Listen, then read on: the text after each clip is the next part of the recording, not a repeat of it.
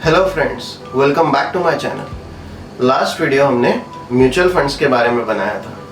उसमें हमने देखा था कि म्यूचुअल फंड्स क्या होते हैं, कितने टाइप्स के होते हैं और म्यूचुअल फंड में इन्वेस्टमेंट करने से पहले किन किन चीज़ों का ध्यान रखना चाहिए।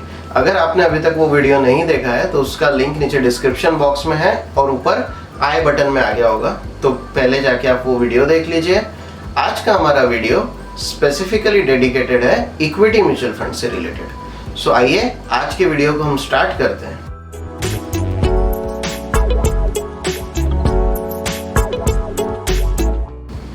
इक्विटी म्यूचुअल फंड्स का मतलब होता है ऐसे म्यूचुअल फंड्स जो प्रीडोमिनेंटली इक्विटी मार्केट में इन्वेस्ट करते हैं या शेयर मार्केट में इन्वेस्ट करते हैं। पर अब इसके टाइप समझने से पहले आपको एक टर्म का मीनिंग समझना बहुत जरूरी है।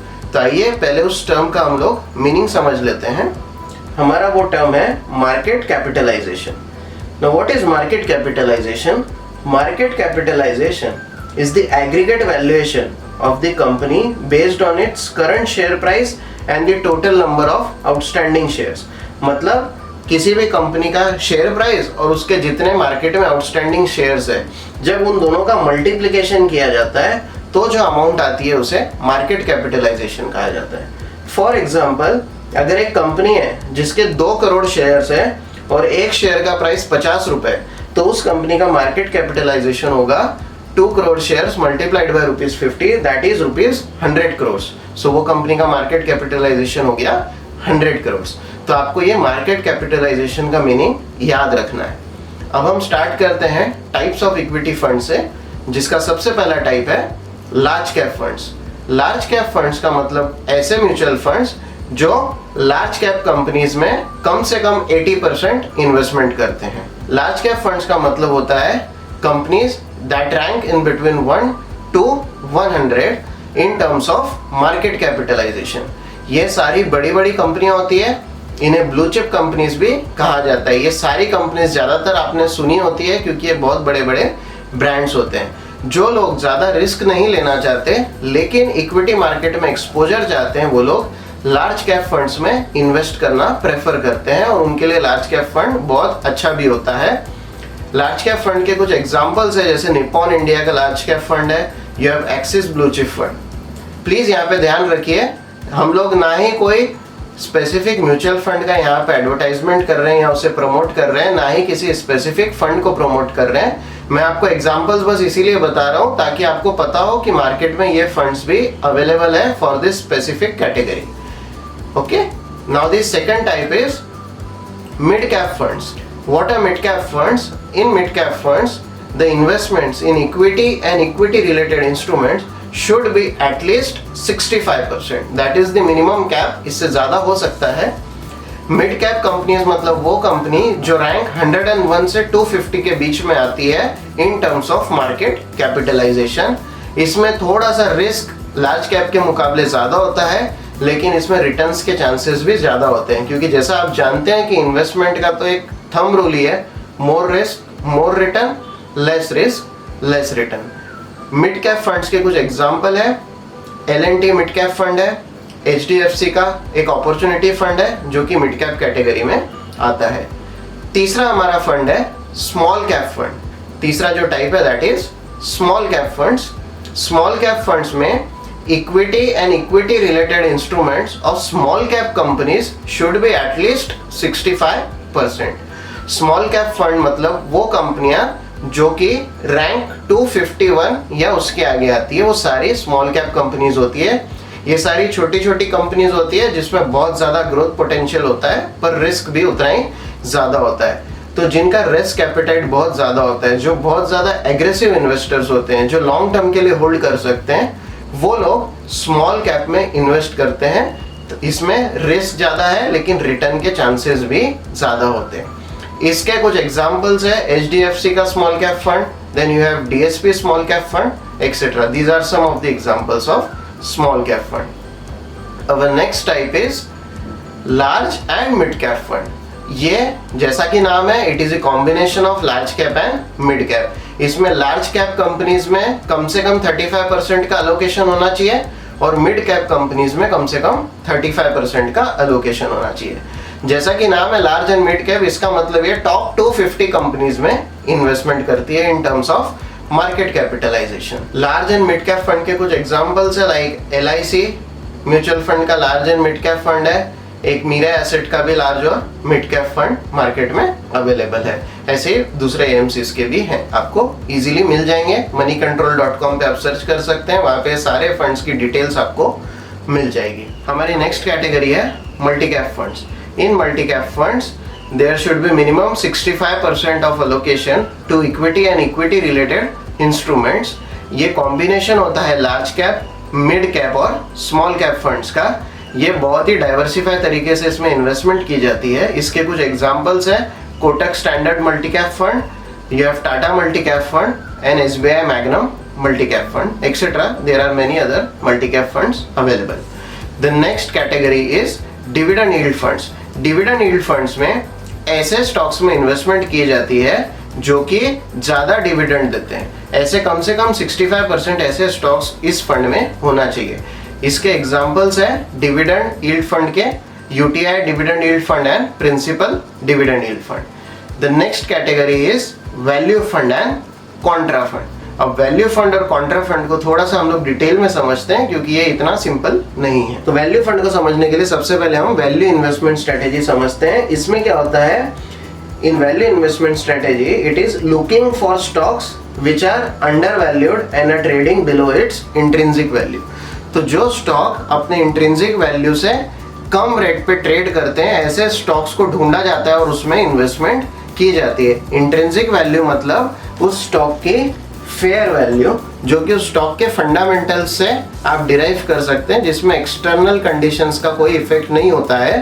तो ऐसी जो फेयर वैल्यू है उससे कम रेट पे जो भी स्टॉक्स चलते हैं उसे इसमें आइडेंटिफाई किया जाता है और इन्वेस्टमेंट की जाती है। उसे वैल्यू इन्वेस्टिंग स्ट्रेटेजी कहते हैं।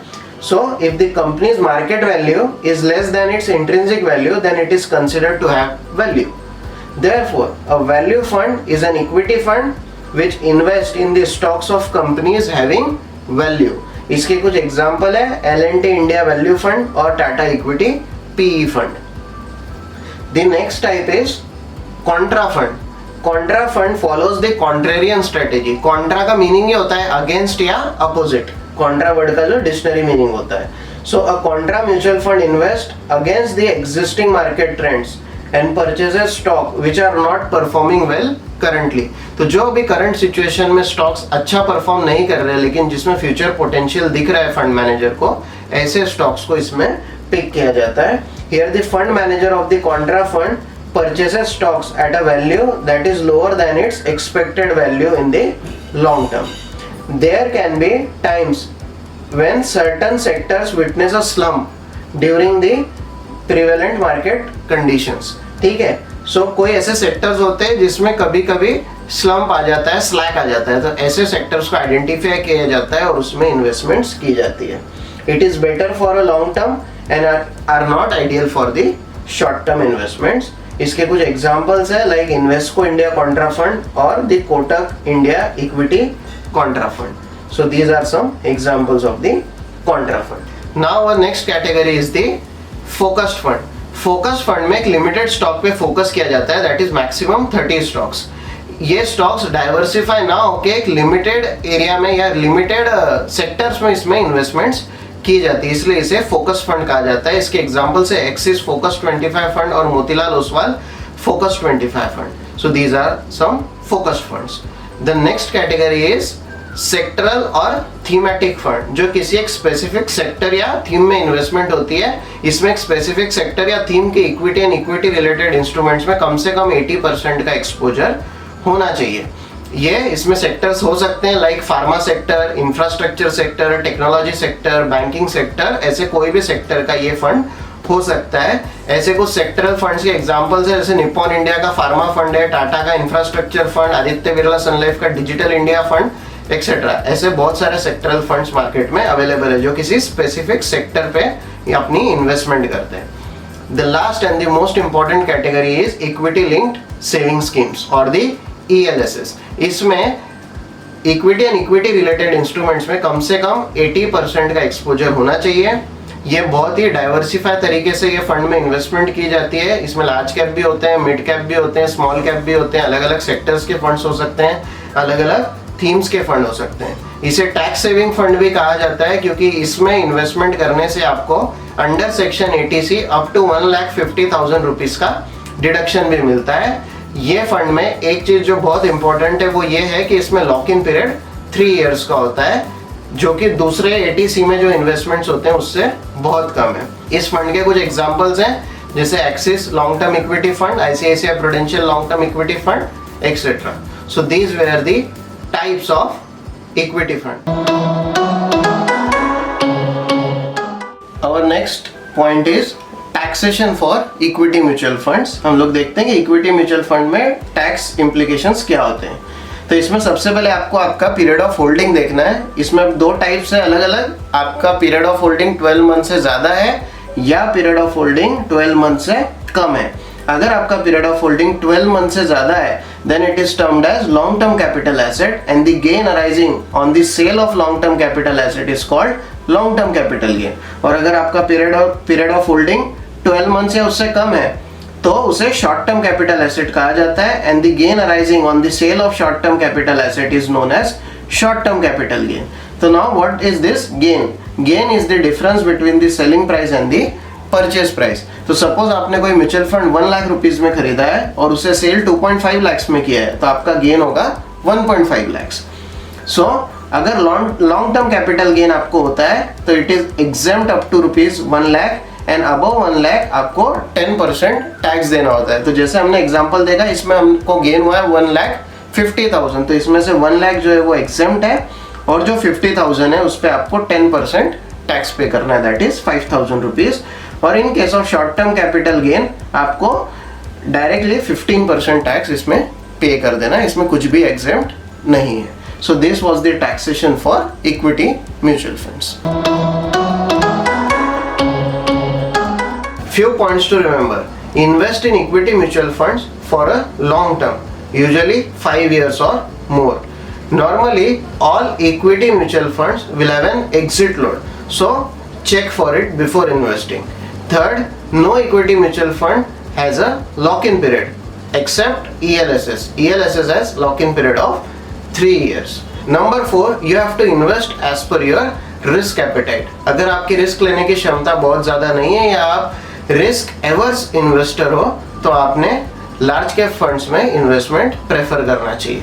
और लास्ट पॉइंट आपको बताऊंगा कि हमेशा अपने इन्वेस्टमेंट को किसी गोल से लिंक कीजिए। गोल कुछ भी हो सकता है। गोल हो सकता है आपके चाइल्ड का एजुकेशन, आपकी retirement planning, marriage, to purchase a house, to purchase a car, even planning a foreign or a domestic trip could be a goal. Goal से लिंक करेंगे अगर आप अपने इन्वेस्टमेंट को तो आप अपने फाइनेंशियल गोल्स भी अचीव कर पाएंगे, आप अपने इन्वेस्टमेंट के साथ पेशेंटली डील भी कर पाएंगे और आपको इन्वेस्टमेंट करने का मजा भी आएगा।